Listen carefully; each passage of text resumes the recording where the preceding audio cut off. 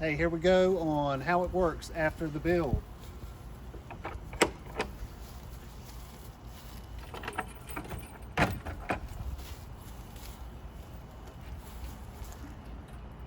See, there's nothing on the back side.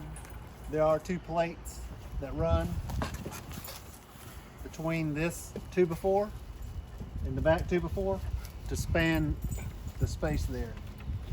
That way, if they lean on the other side when it's open, it won't bend.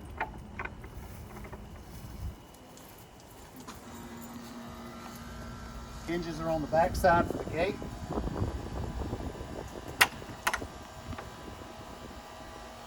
Come on.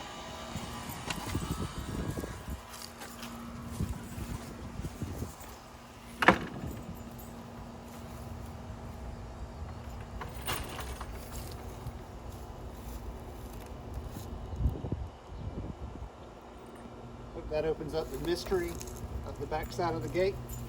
Thanks for watching. Goodbye.